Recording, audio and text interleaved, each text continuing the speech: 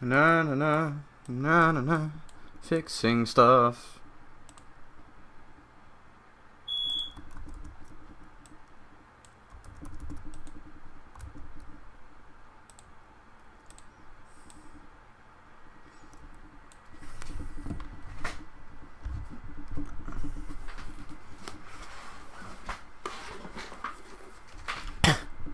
People are probably confused as to why I'm reading the school book all of a sudden. I'm just fixing one last thing before I start.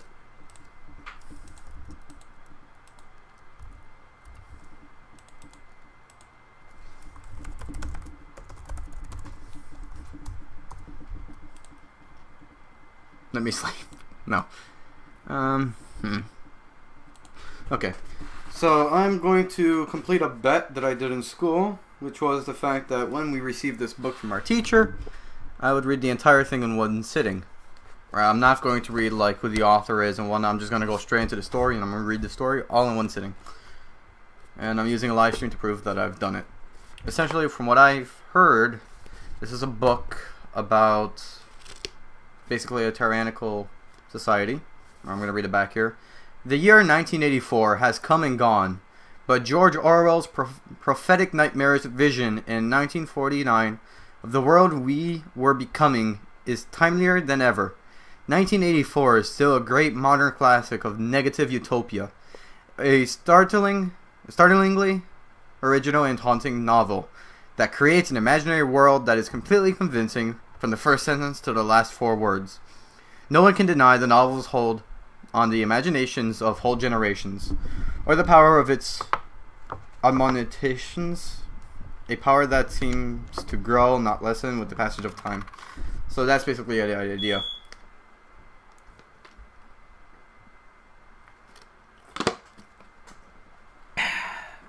Now, I am prepared. Water. I'm prepared. That's what matters the most, sir. I'm prepared. I got water. So my throat won't kill me in the end. And I'm realizing I'm missing something, so hold on.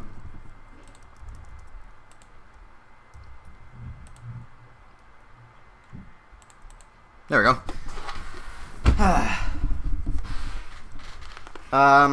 Not anymore. I don't need any. I never did. Never had a problem with stream. Okay, let me find out where the beginning is.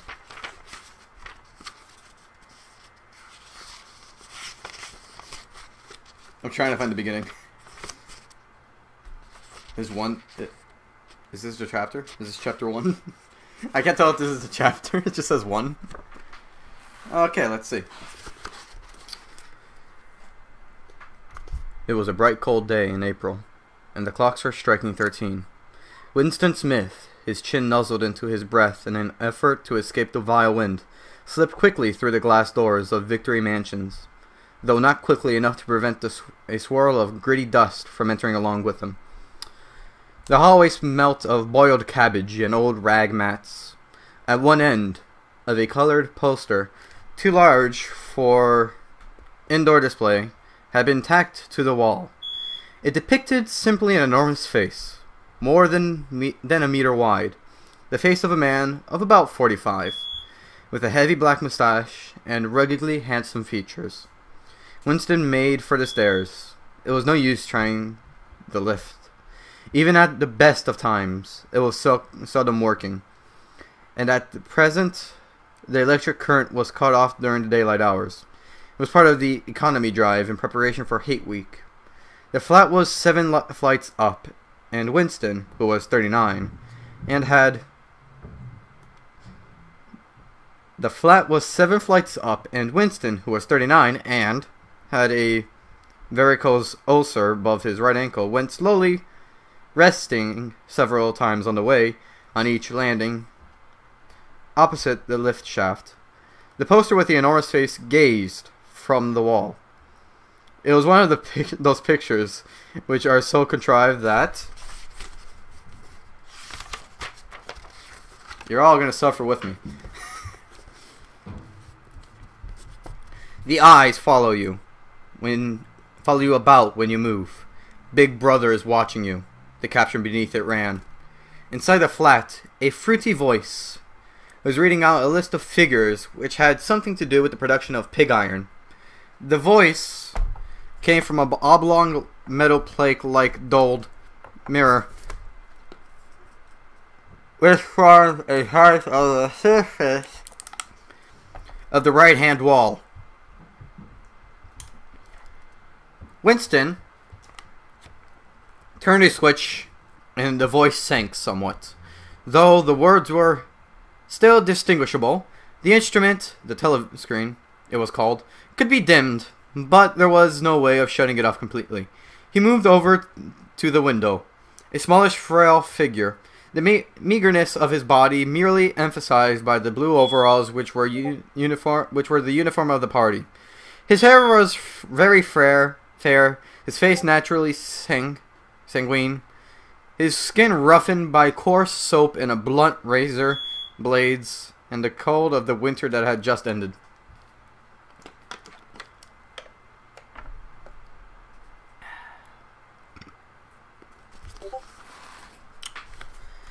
Outside, even though the shut window pane, the world looked cold.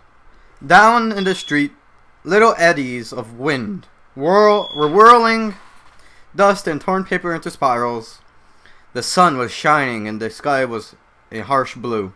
There seemed to be no color in anything except for the posters that were plastered everywhere. The black mustachioed face gazed down from every commanding corner.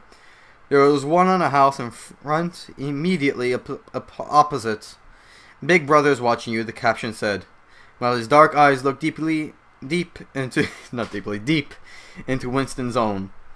Down at the street level, another poster torn at the corner flapped fitfully in the wind, alternatively covering and uncovering the single word, "Ingsoc."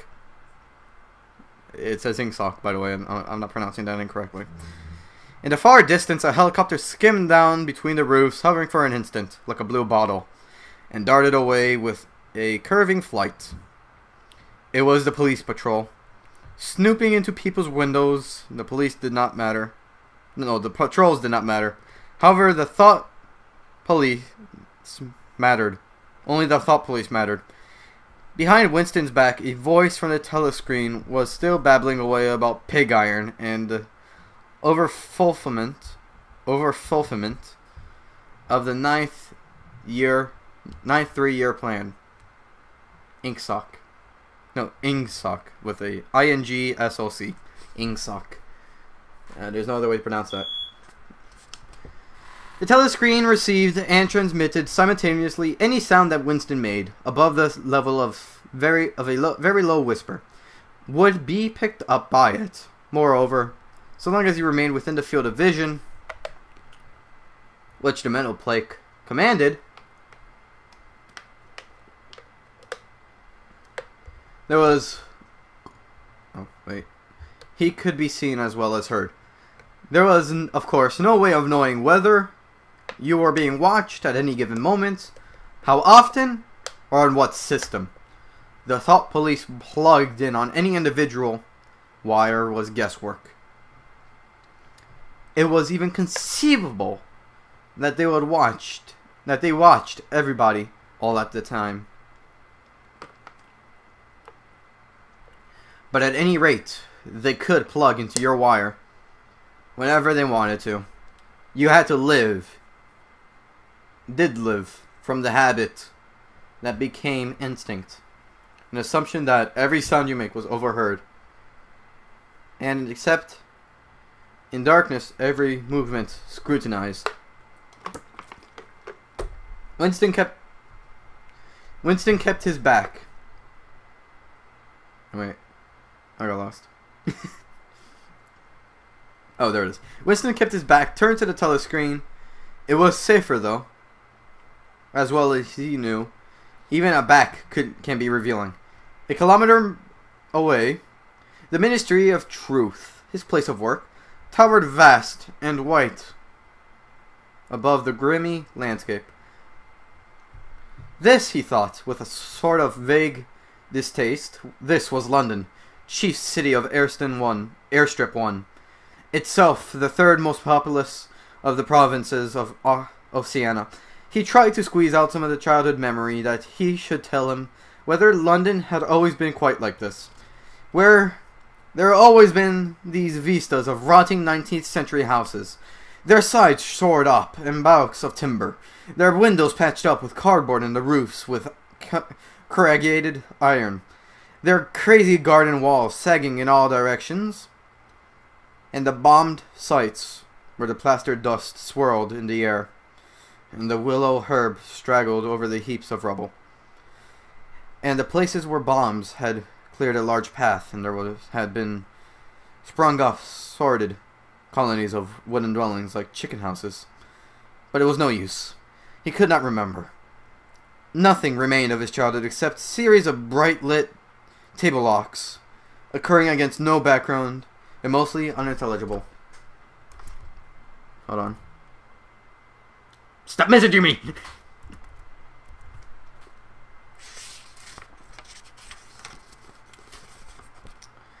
The Ministry of Truth. Minitrue in Newspeak was startlingly different from any other object in sight.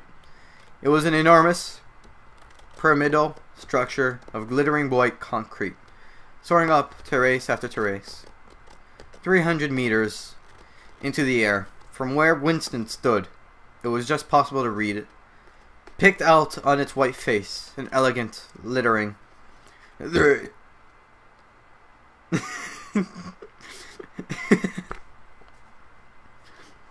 three slogans of the party. War. I got the hiccups, I think. Oh no. Oh boy. It's been about a year since I have hiccups, and I think I might have gotten them again. War is peace. Freedom is slavery. Ignorance is strength. The Ministry of Truth contained, it was said, 3,000 rooms above ground level, and corresponding ramifications below. Scattered about the London, there were just 3 other buildings of similar appearance and size. So completely did they dwarf the surroundings architecture, that from the roof of Victory Mansions you could see all 4 of them simultaneously. They were the homes of the 4 ministries between which the entire apparatus of the government was divided. The Ministry of Truth, which concerned itself with the news, entertainment, education, and the fine arts. The Ministry of Peace, which concerned itself with the war. The Ministry of Love, which maintained the law and order. The Ministry of Plenty, which was responsible for economic affairs. Their names, in which speak, Minute True, Minute Pax, Minute Louvre, and Minute Plenty. The Ministry of Love, which was really frightening one. There were no windows in it at all. Winston had never been inside the Ministry of Love, nor within half a kilometer of it. It was a place impossible to enter except in official business, and then only by penetrating through a maze of barbed wire entanglements, steel doors, and hidden machine gun nests. Even the streetlights leading up to its outer barriers were roamed by gorilla-faced guards in black uniform and armed with jointed truncheons.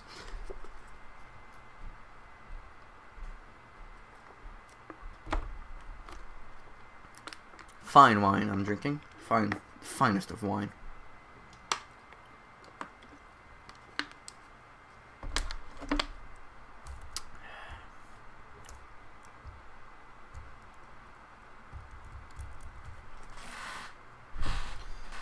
Okay. Gotta drink water.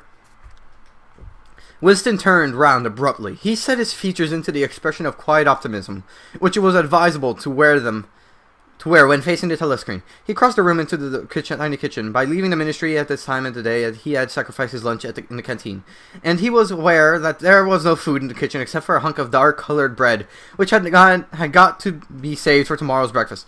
He took down from the shelf a bottle of colorless liquid with a plain white label marked Victory Gin. It gave off a sickly, oily smell as of Chinese rice spirit. Winston poured out nearly a teacupful, nerved himself for a shock, and gulped it down like a dose of medicine.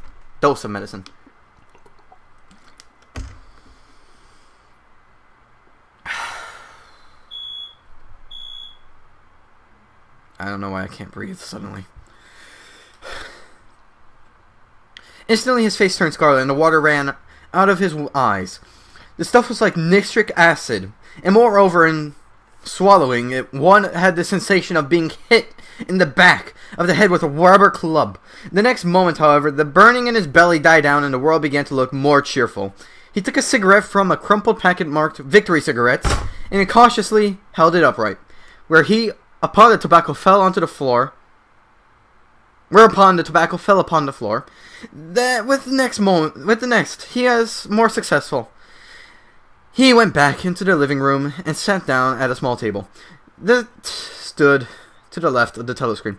From the table drawer, he took out a pen holder at the bottle of ink and a thick quarter-sized blank book with a red back and a marbled cover. For some reason, the telescreen in the living room was in an unusual position instead of being placed as was normal in the end wall, where it would command the whole room it was in, no longer opposite the window. To one side of it there was a shallow alcove in which Winston was now sitting in and getting lightheaded. Getting very lightheaded.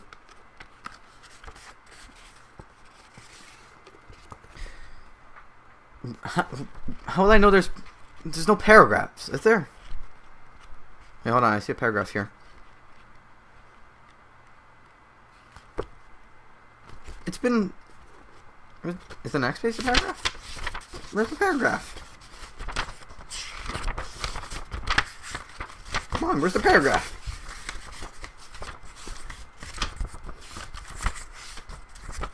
Is there no paragraph to this book? Hold on. Okay, here's a paragraph. What?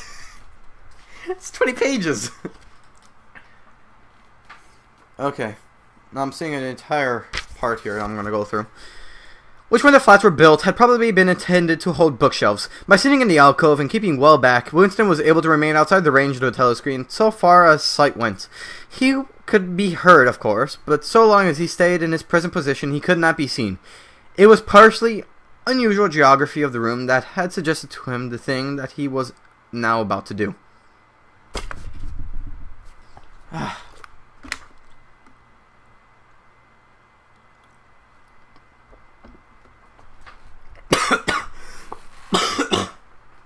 Okay, hold on.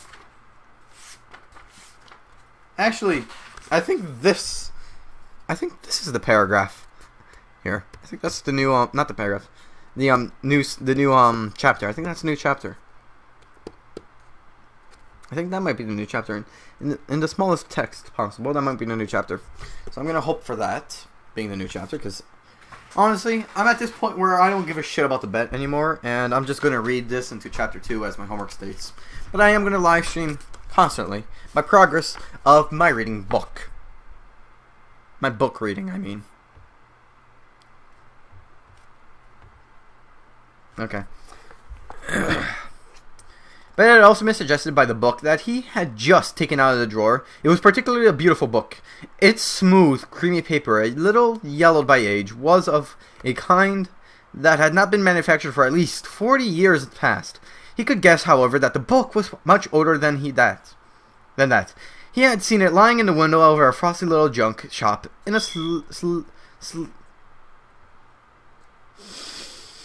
slummy quarter of town. Just what quarter he did not now remember.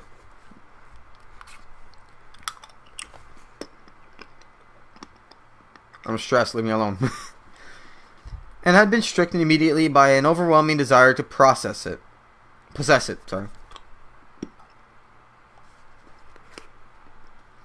Party members were supposed to not go into ordinary shops dealing with the free market, it was called. But the rule was not strictly kept, because there were various things such as shoelaces and razor blades which had been impossible to get a hold of in any other way. He had given a quick glance up and down the street, then had slipped inside and bought the book for $2.50. I need food. This is going to be a stream of eating and reading. I don't care. I'm hungry.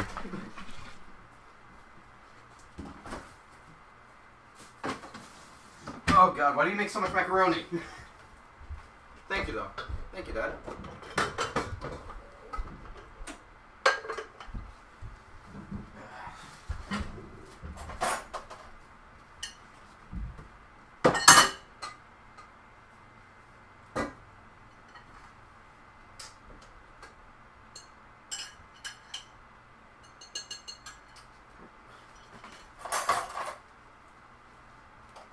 food.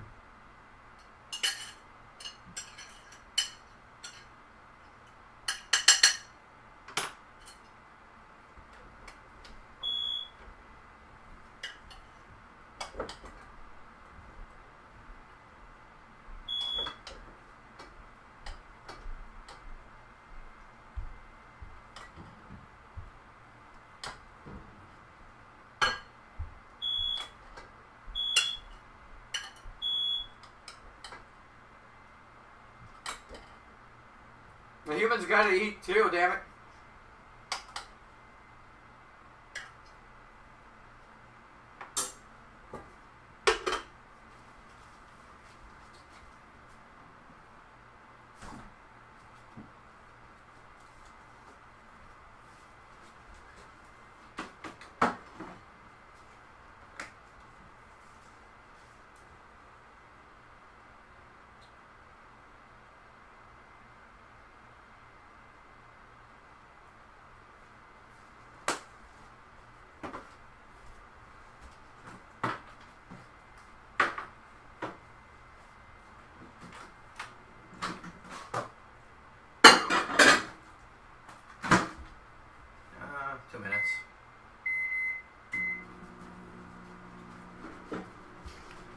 I'm back. While my food heats up, I'm going to continue reading.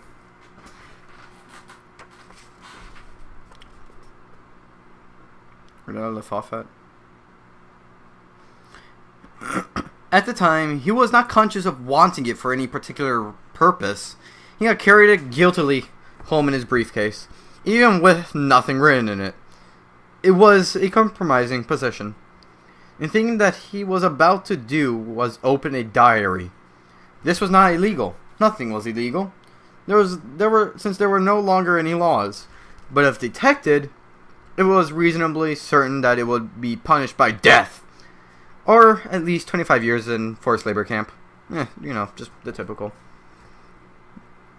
Winston fitted a nib into the pen holder and sucked it to get the grease off. The pen was an archaic instrument, seldom used for signatures, and he had procured one furtively and with some difficulty, simply because of the feeling that the beautiful creamy paper deserved to be written on with a real nib instead of being scratched on with an ink pen. Actually, he was not used to writing by hand. I got the hiccups. Apart from very short notes, it was usual to dictate everything in the speakwrite, which was, of course, impossible for his present purpose. He dipped the pen into an ink, and then faltered for a second. A tremor had gone through his bowels. To mark the paper was the decisive act, and in small clumsy letters he wrote. Okay, my food's ready.